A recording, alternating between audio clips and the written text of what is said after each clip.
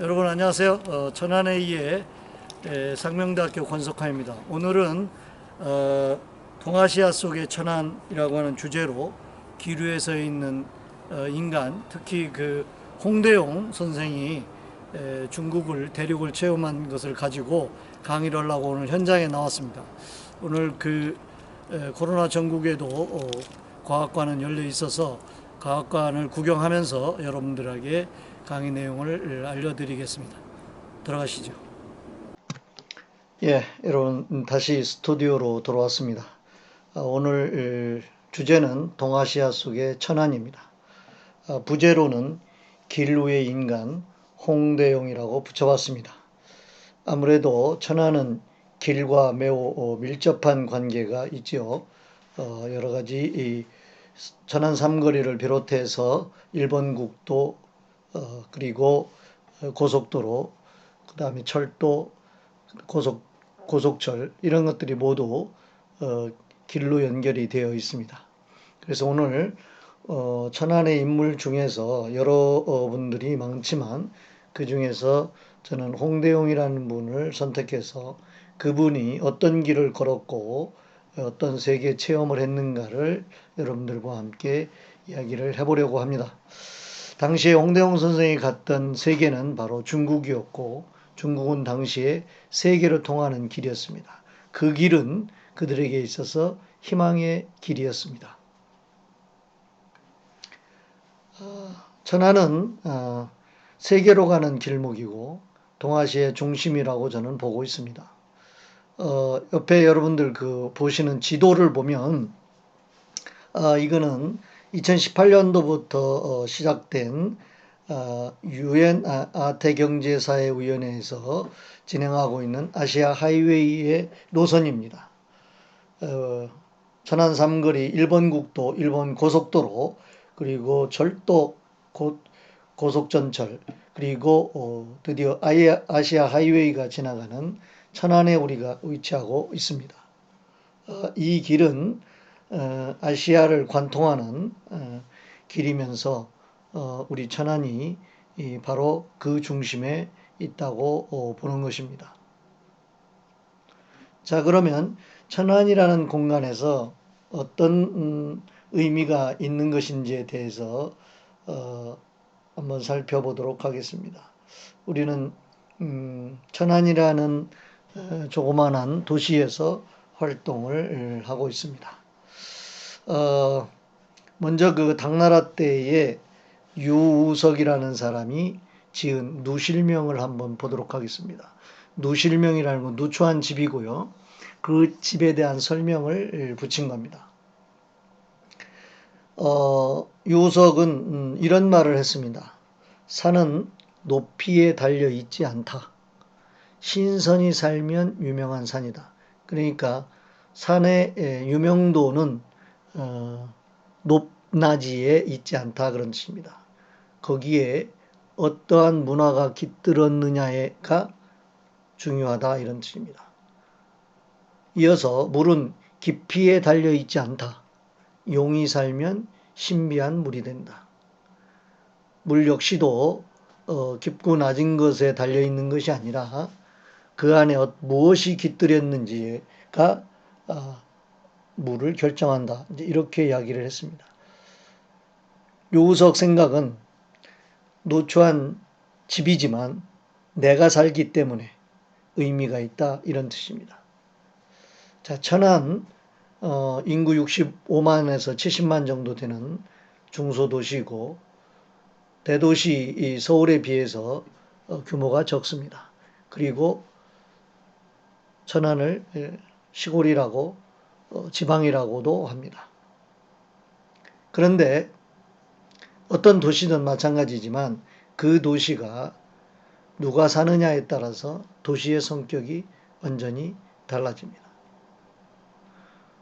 천안은 비록 지방이고 인구도 적고 도시 기반시설도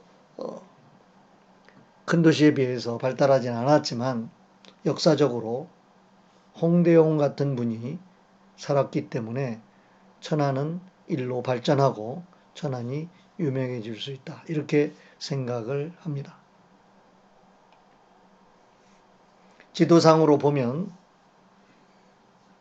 천안은 한반도의 중심에 위치하고 있어서 대륙으로 해양으로 진출하기 매우 용이하다고 보여집니다.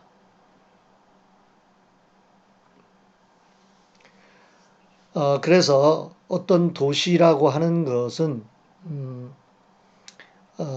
그 도시의 어떠한 문화, 어떠한 인물이 어떤 문화를 그 안에 가지고 있느냐에 따라서 장소가 결정된다.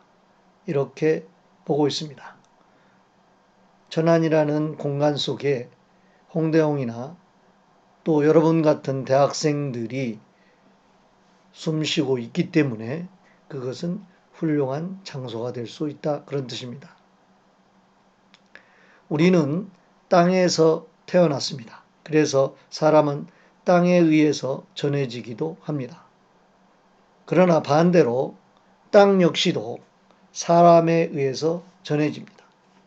지인 인전이 더 중요하다 그런 뜻입니다. 천안에서 태어나지 않고 천안에서 어린 시절을 보내지 않았다 하더라도 천안에 와서 살게 됨으로 해서 천안이 그 인물에 의해서 널리 알려지게 된다 이런 뜻입니다.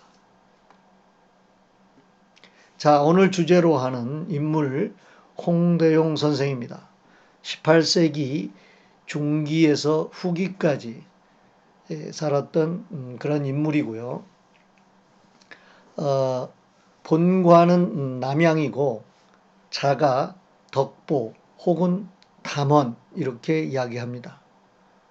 출생지는 천안시 수신면 장산리입니다. 그의 스승은 미호 김원행이라는 분입니다. 이분의 가르침으로 홍대용 선생은 유학을 시작을 했지만 수학이나 천문학 그리고 이단으로 여겨졌던 노장사상 그리고 불교, 양명학 이러한 새로운 학문에 눈이 떴던 것 같습니다.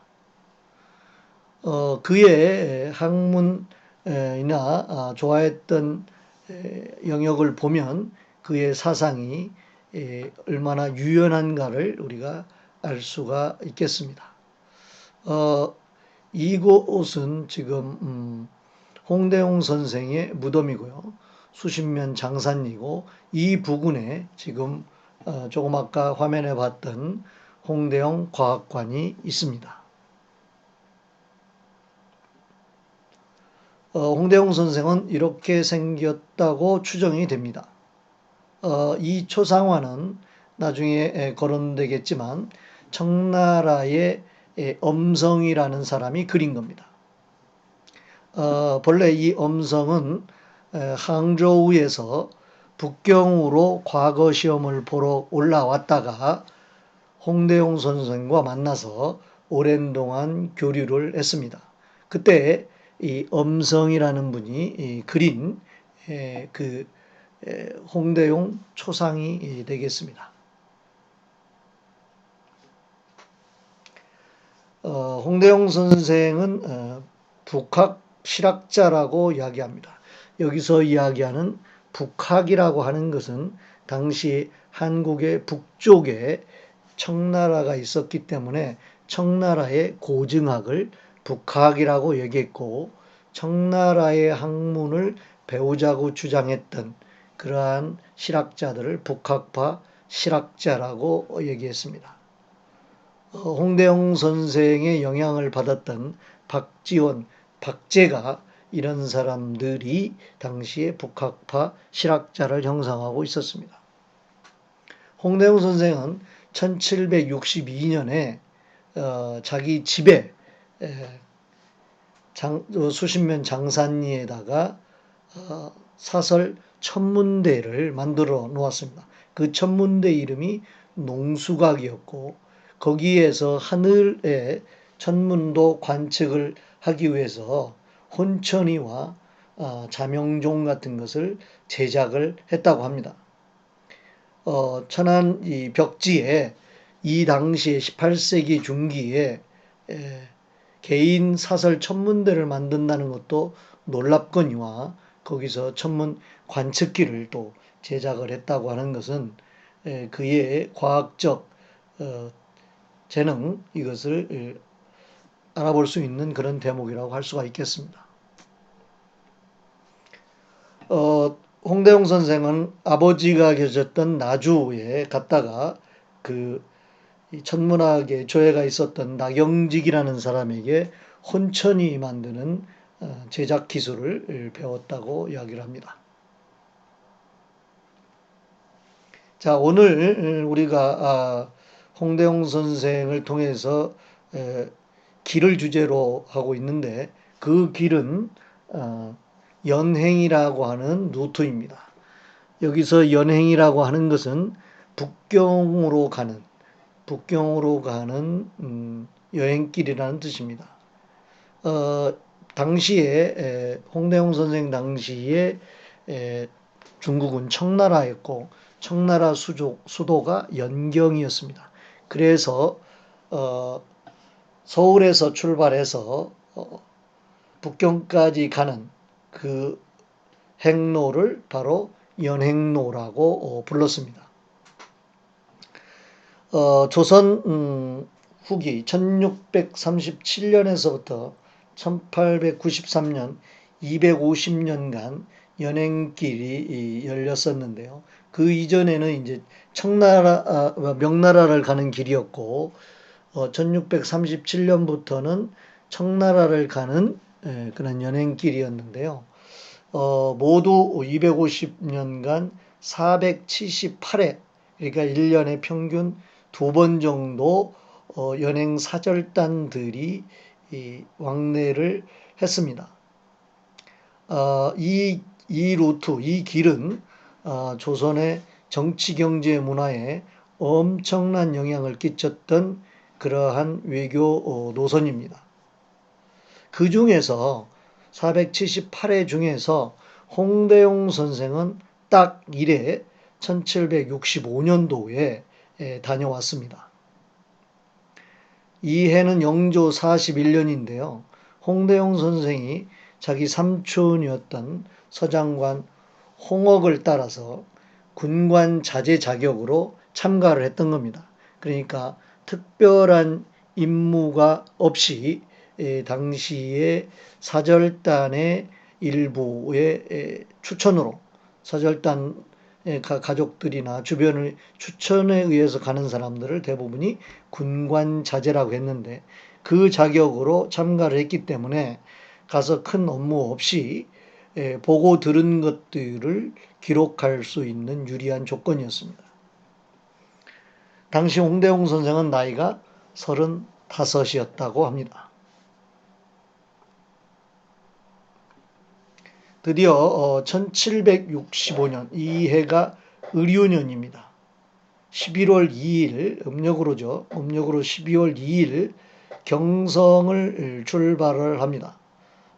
그래서 12월 8일 날 심양에 도착을 하는 거죠. 대략 중국 땅의 가장 중요한 루트인 심양까지, 선양까지가 한 달 남짓 걸려서 심양에 도착을 하고 거기서 다시 20여일 만에 북경에 도착을 합니다. 그러니까 11월 2일 날 출발해서 12월 27일 날 도착을 하니까 서울에서 북경까지 걸어서 2달 가까이 걸렸다고 보면 되겠습니다. 자, 당시에 조선시대의 중국 연행로 정도입니다.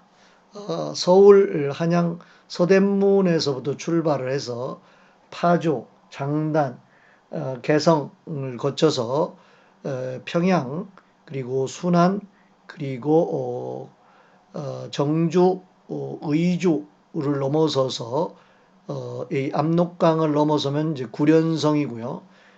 그리고 변문을 지나 요양 땅으로 해서 이 루트를 가게 됩니다. 심양이 바로 여기 있습니다. 심양 당시 성경이었고요. 여기 심양까지가 제일 중요한 루트고요. 여기서 여기서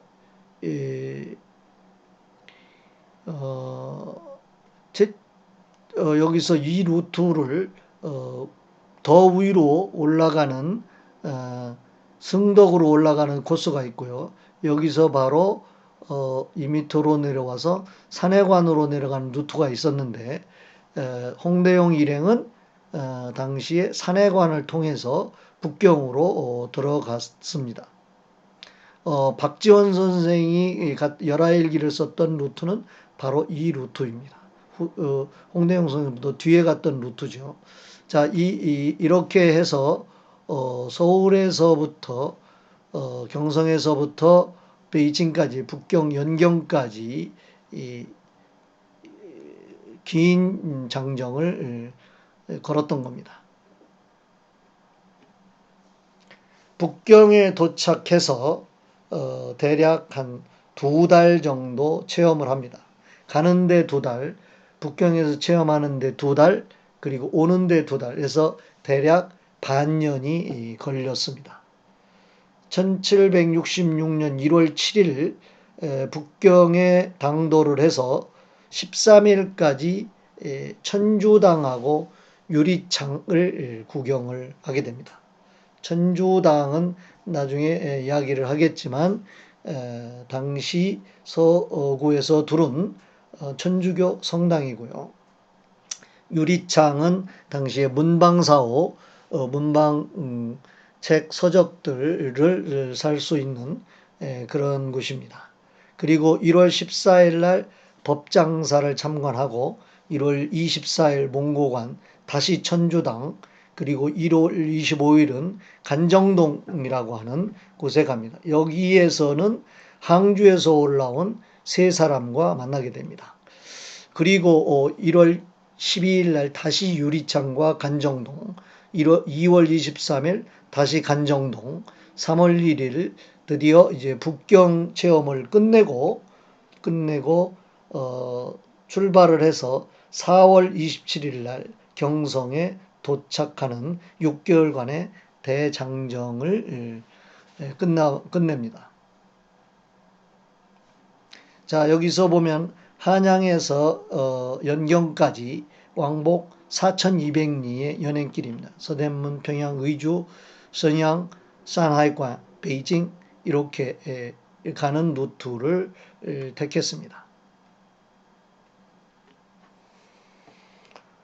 당시의 연행 사절단들의 모습일 텐데요. 이 모습은 홍대용 선생이 다녀온 대략 100년 후의 모습입니다. 이 사진은 중국 베이징 러시아 공사관이 그 사진 작가였었는데 이항억 등 조선 연행사들을 찍은 사진입니다. 아마도 우리나라 인물이 사진에 들어간 최초의 기록이라고 하는데요. 한국 사람이 한 것이 아니라 베이징 러시아 공사관에서 찍은 사진입니다. 아마도 100년 차이는 있기는 하지만 이러한 모습으로 북경을 왕래했던 것 같습니다. 지금 현재 숭실대 도서관에 소장되어 있는 연행도입니다.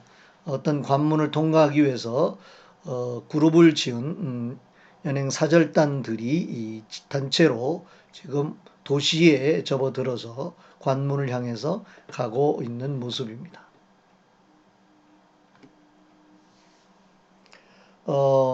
심양, 선양인데요.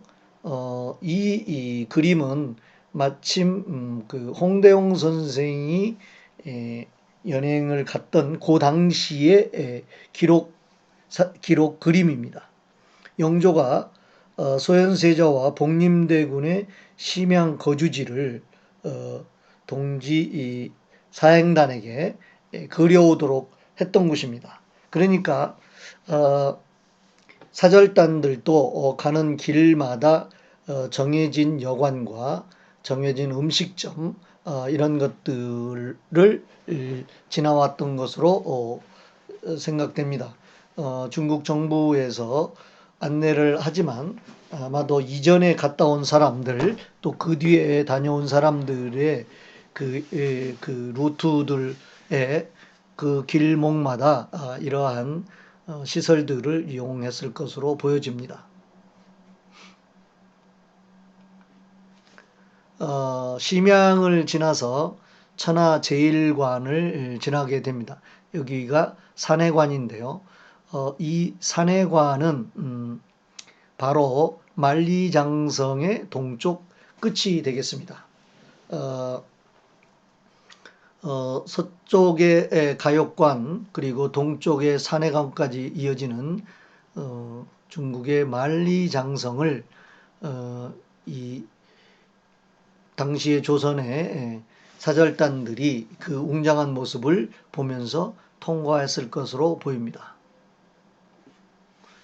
이곳이 천하제일관인 산해관입니다. 천하제일관이라고 써 있죠. 여기를 통과해서 북경 쪽으로 방향을 잡게 될 것입니다. 여기는 만리장성 산해관 끝에 만리장성 동쪽 끝 라오롱터우라는 곳입니다. 만리장성이 숨차게 달려와서 마지막 머리 부분이 바다 속으로 파고 들어가는 형상을 해서 만리장성의 용트림하는 마지막 부분이 바로 이곳입니다. 여기도 지나가면서 구경을 했습니다. 가다가 맹강녀묘를 지나게 됩니다. 맹강녀묘는 조선 사대부들이 꼭 지나가는 곳인데 자기 남편을 성을 쌓기 위해서 갔던 남편이 돌아오기를 바라면서 남편이 만리장성에 만리장성을 쌓다가 무너져서 그 밑에 깔려서 죽게 됐는데 남편의 시신을 신의 도움으로 거두어다가 이곳에 매장을 했다고 하는 맹강녀의 연려상이 있는 곳입니다. 그래서 맹강녀 사당을 지나면서 조선 사대부들로서 이 연려상을 한번 학습을 했을 것으로 보여집니다.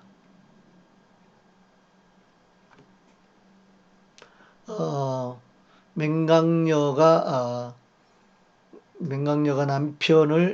남편이 돌아오기를 기다렸다고 하는 망부석 이 유적지가 그 맹강녀묘 옆에 조성이 되어 있습니다. 자, 오늘 첫 시간으로 한양에서 출발해서 북경까지 가는 길목에 대한 이야기를 했습니다. 다음 시간에는 북경 체험을 가지고 더 이야기를 하도록 하겠습니다. 수고하셨습니다.